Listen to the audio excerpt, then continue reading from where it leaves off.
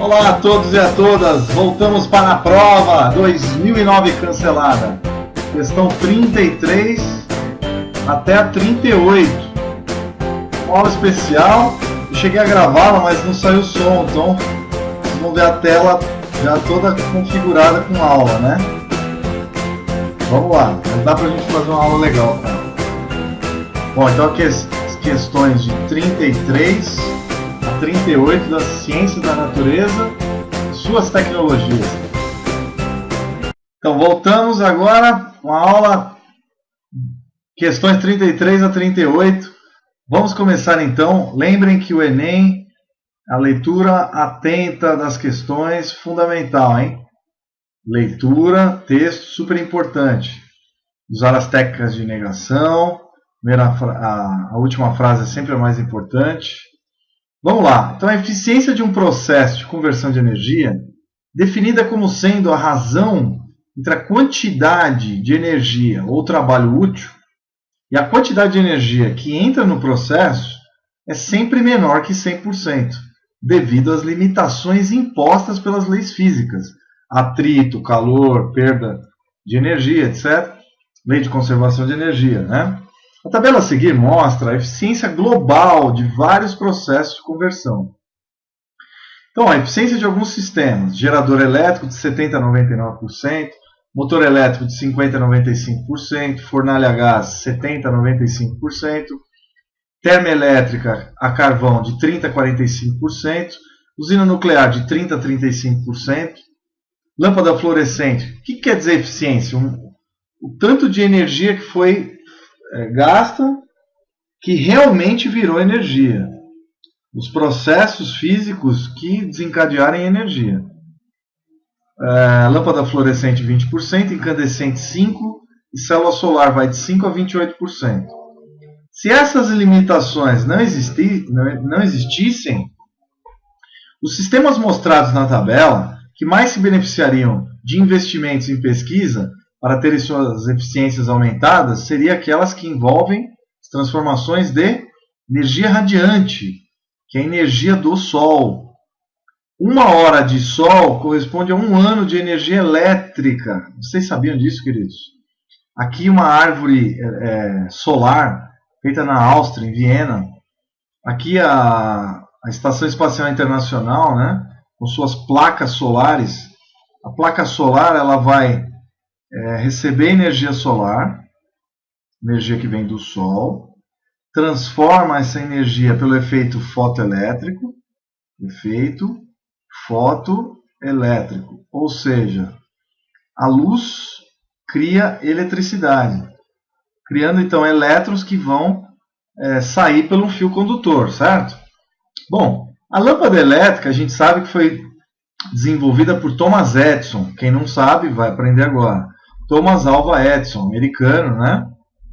Ele fundou então a General Electric, tentou mais de 10 mil lâmpadas até encontrar a que realmente ele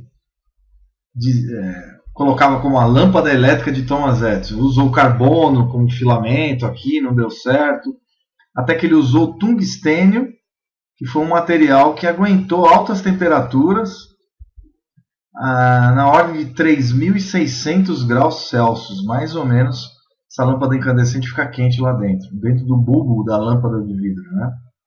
Bom, o Thomas Edison tem uma frase clássica que 1% é inspiração, eu gosto muito dessa, e 99% é transpiração, ou seja, trabalho para a obtenção de sucesso. Então, o sucesso ele não vem por acaso. Você tem que ter boa parte do seu trabalho para depois gerar energia e dinheiro, né? Bom, o efeito Joule é o efeito conhecido. Um fio condutor que passa por uma resistência vai resistir à passagem de elétrons e vai gerar calor.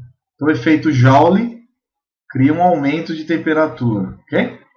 Bom, ele é muito ineficiente, só 5%, né? E a lâmpada fluorescente em torno de 20%.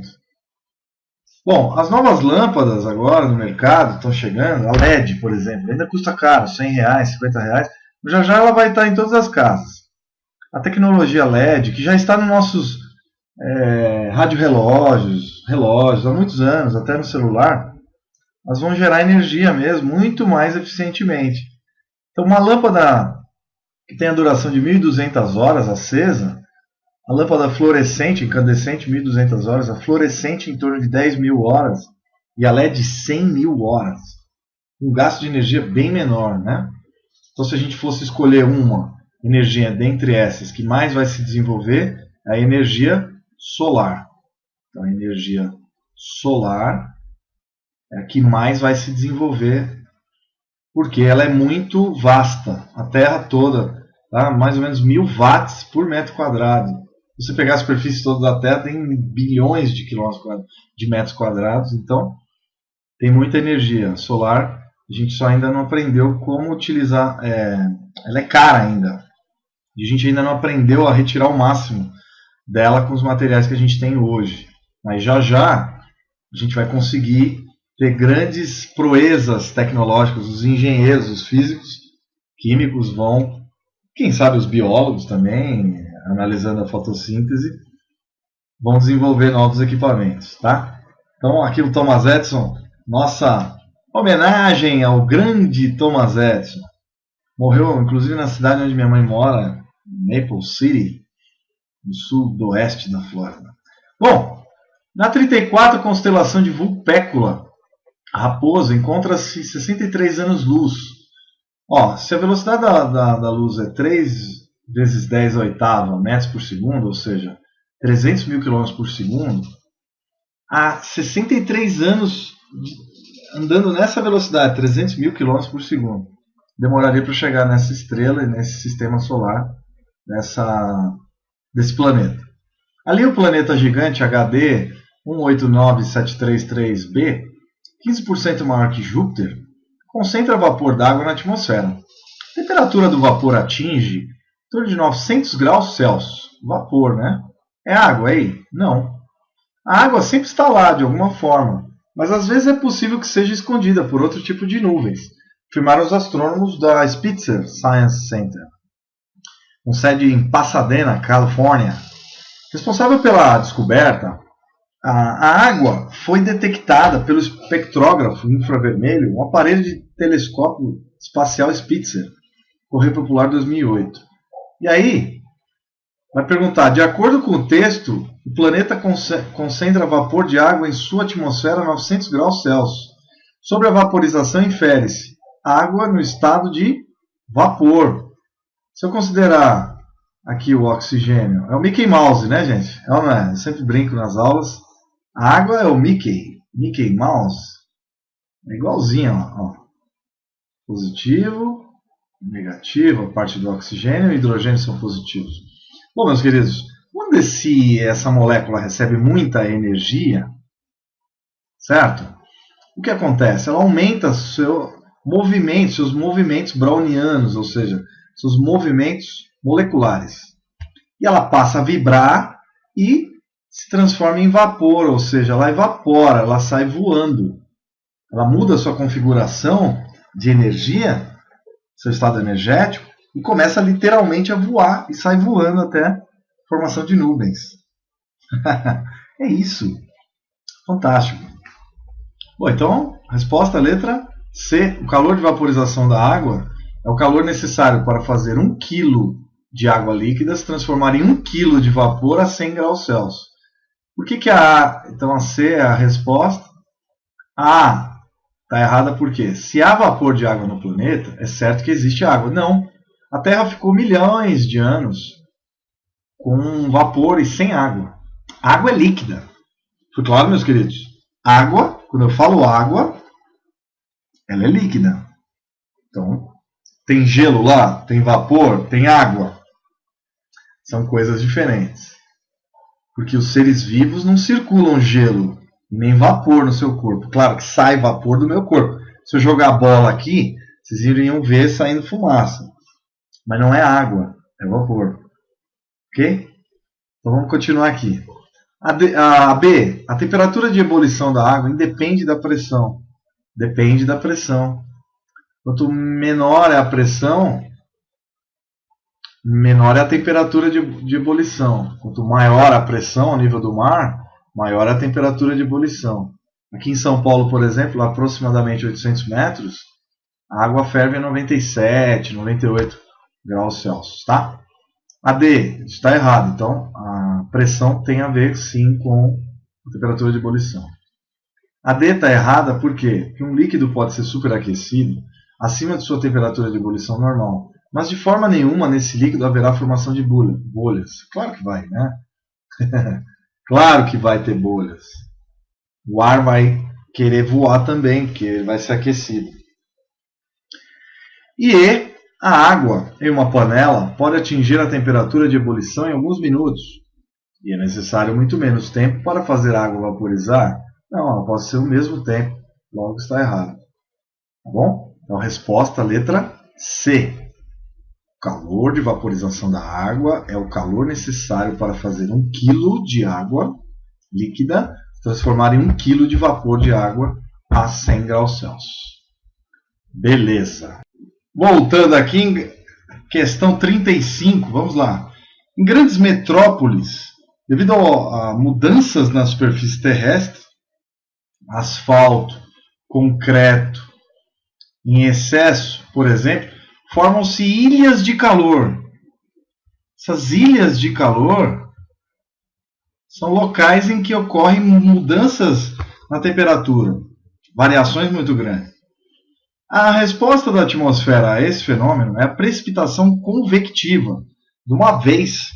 Isso explica a violência das chuvas em São Paulo, onde as ilhas de calor chegam a ter 2, 3. Eu que sou cidadão paulistano, vivo aqui em São Paulo, isso é teórico, a gente sabe que na prática chega a ser muito mais no verão. Chega a 6 graus de diferença, 5. Não estou falando cientificamente, mas é a sensação que a gente sente. E deve ser mesmo. Em Cantareira, às vezes, a variação térmica é enorme. No centro da cidade, 2, 3 é média, né? Bom, a diferença em relação ao seu entorno. O entorno, a Cantareira, a Billings, são regiões que tem bastante mata ainda em São Paulo. A sorte é essa, que São Paulo ainda tem muito verde em volta.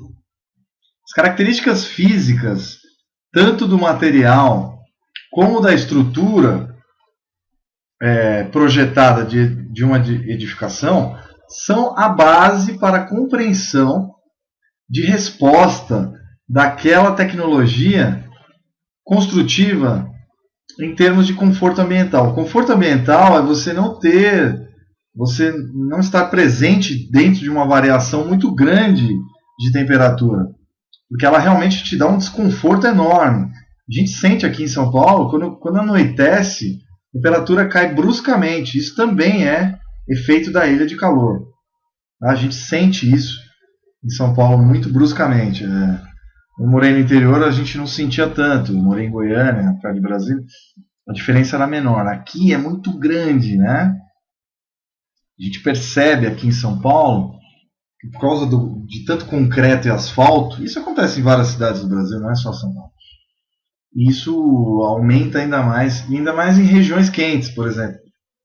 Tem cidades bem concretadas em regiões muito quentes, com pouca arborização.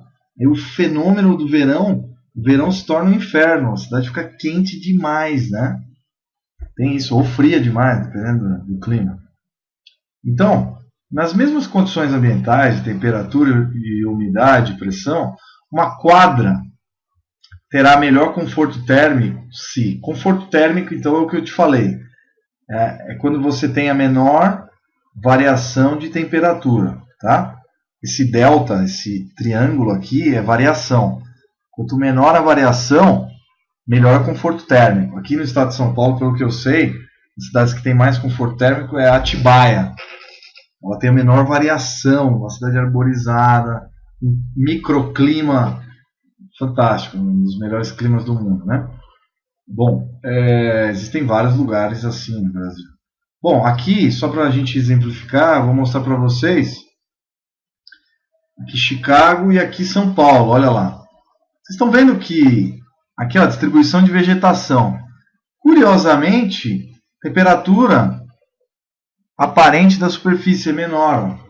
Quanto mais árvore você tem, menor aqui a parte da zona sul, tá? Extremo sul de São Paulo. No centro da cidade, a gente tem um grande desmatamento aqui. Então, e aqui grande variação de temperatura, ó, maior temperatura, tá vendo? Então estão ligadas as coisas. Onde tem mais verde, ainda tem uma temperatura mais amena. Aqui no Morumbi, por exemplo, ó, né? Granja Viana, Cotia aqui, ó, próximo já da Granja aqui. Então, realmente, Chicago, por exemplo, está fazendo prédios verdes que amenizam a temperatura. Lá é muito frio, né? Temperaturas muito baixas. Eles querem também amenizar essa variação. Aqui o centro de São Paulo, muito verde, né? Quase não tem nada de verde aí, né? Parece que só está concretado, não tem mais nada em volta. Então é um absurdo isso hoje em dia. Eu sou absolutamente contra cidades, mega cidades. Eu moro em São Paulo, adoro minha cidade, mas não acho que ela é ideal.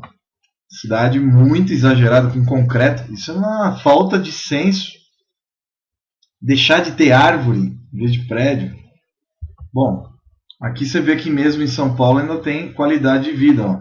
Que o bairro do Morumbi, Alto de Pinheiros, esses bairros têm um clima mais ameno, temperatura bem diferente.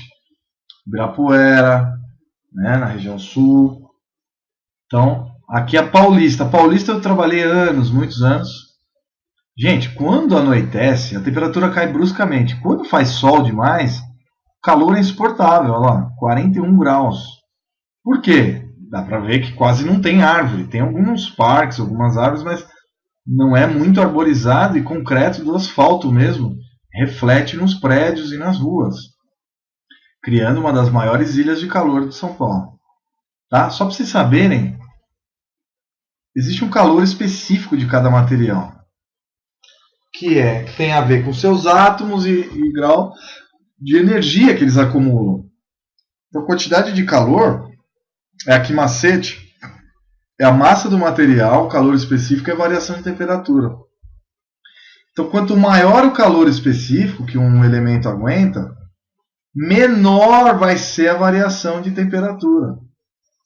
Certo? Quanto menor é a capacidade de calor específico, maior é a variação térmica. E nesse caso, concreto, asfalto, são péssimos acumuladores de calor. Eles perdem calor e ganham com muita facilidade. Já a grama, a árvore, eles têm alto calor específico. Então vamos lá. Nas mesmas condições ambientais, então uma quadra terá melhor conforto térmico se A. Pavimentado com material de baixo calor específico. Opa, aí vai ter alta variação térmica. Pois quanto menor o calor específico de determinado material, menor será a variação?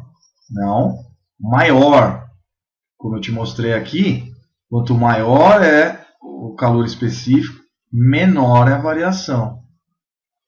Tá? Caso do asfalto. Asfalto. Aqui coisas concretas. Concreto, etc. Tá?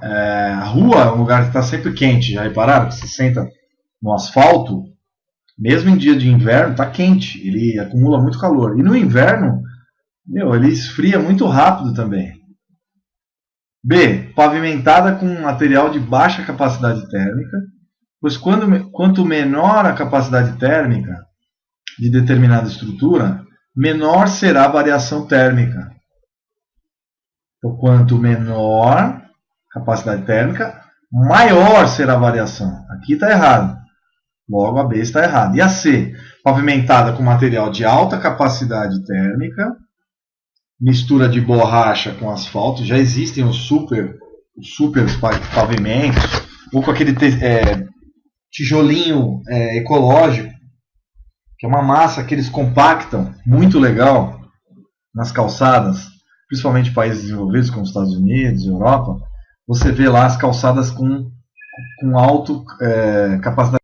Então, voltando àquilo que a gente estava falando, nascer a pavimentação com alta capacidade térmica, mas quanto maior a capacidade térmica de determinada estrutura, menor será a variação de temperatura sofrida por ela ao receber determinada quantidade de calor. O exemplo aqui, então, é os gramados, grama, plantas, solo, plantas com vegetação, tá?